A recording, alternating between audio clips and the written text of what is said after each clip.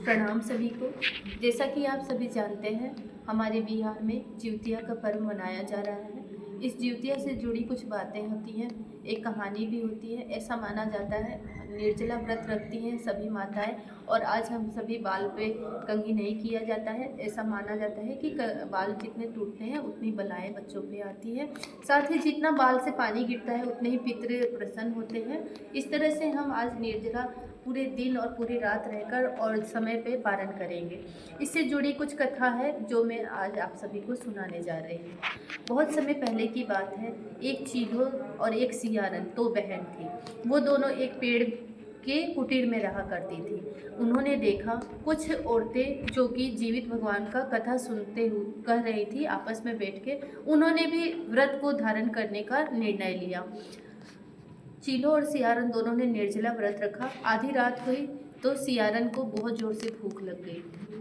वो उससे भूख बर्दाश्त नहीं हुई और उसने जाकर और शमशान घाट में और लाश को खा लिया।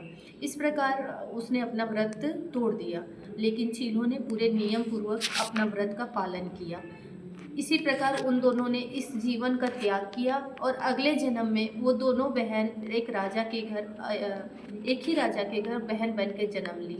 तो दोनों का विवाह संपन्न हुआ।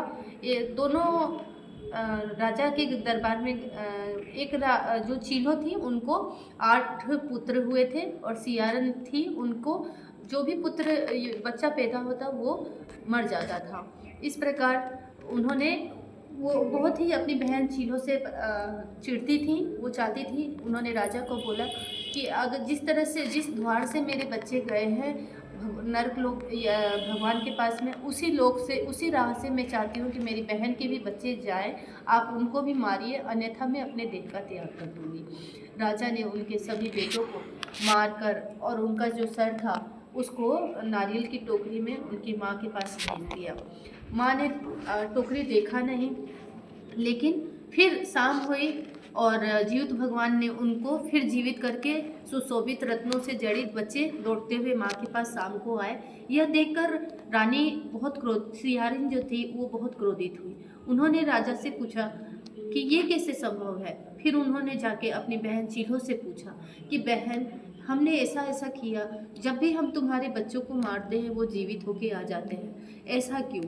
तब उन चीलो ने पूर्व जन्म का सारी कहानी उनको बताई, और यह सुनते ही सियारन जो थी उन्होंने अपना देह त्याग कर दिया और फिर से उन्होंने जन्म लिया और विधि पूर्वक जीवित भगवान का पूजा किया, और इस तरह से अब उनके भी पुत्र जीवित बचे और स्वस्थ रहे।